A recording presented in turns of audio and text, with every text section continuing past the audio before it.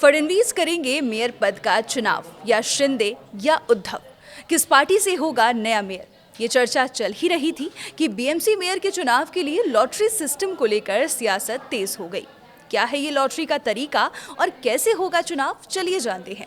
आप देख रहे हैं न्यूज़ 18 का डिजिटल प्लेटफॉर्म और मैं हूं आपके साथ पल्लवी त्रिपाठी। महाराष्ट्र सरकार ने मुंबई समेत राज्य की 29 नगर निगमों में मेयर चुनाव की प्रक्रिया शुरू कर दी है।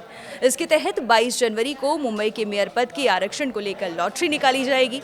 शहरी विकास विभाग की ओर से जारी आदेश के मुताबिक यह लॉटरी राज्य सचिवालय में होगी। महाराष्ट्र में मेयर का चुनाव पार्षद करते हैं। लॉटरी के जरिए ये तय होगा कि मेयर पद सामान्य वर्ग यानी जनरल कैटेगरी, महिला, अनुसूचित जाति, अनुसूचित जनजाति या अन्य पिछड़ा वर्ग के लिए आरक्षित रहेगा। आरक्षण की श्रेणी तय होने के बाद उसी वर्ग के योग्य उम्मीदवार मेयर पद के लिए नामांकन दाखिल करेंगे। इसके बाद नगर निगम की विशेष बैठक में चुनाव कराया जाएगा। जिस उम्मीदवार को सदन की कुल संख्या के आधे से ज्यादा पार्षदों का समर्थन मिलेगा, वही मेयर चुना जाएगा।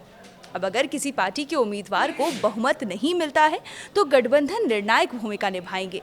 महाराष्ट्र के 29 नगर निगमों में हुए चुनाव में भाजपा ने 2869 में से सबसे ज्यादा 1425 सीटें जीती हैं।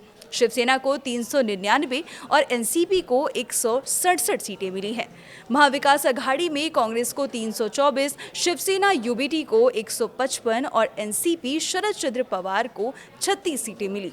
गैर मान्यता प्राप्त दलों और निर्दलीयों ने भी बड़ी संख्या में सीटें हासिल की है। बीजेपी के सबसे बड़ी पार्टी बनने के बाद भी मेयर के चुनाव में शिंदे फैक्टर फंस रहा है। चुनाव में महायुति की निर्णायक जीत के बाद मेयर के पद को लेकर बीजेपी और एकनाथ शिंदे की शिवसेना के बीच खींचतान हो रही है।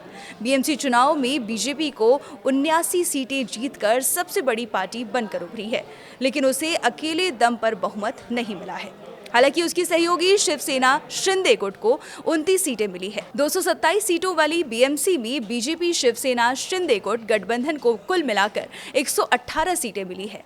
स्पष्ट बहुमत के बावजूद मेयर के पद पर सहमति बनना आसान नहीं दिख रहा।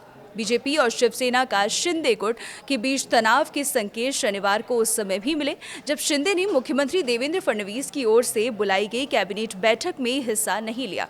इससे पहले भी शिंदे कई बार कैबिनेट बैठकों से दूरी बनाकर फडणवीस सरकार के फैसलों पर अपनी नाराजगी जताते रहे हैं। इसको लेकर आपकी क्या राय है, हमें कमेंट कर जरूर बताएं। फिलहाल के लिए इतना ही। देखते रहिए न्यूज़ 18।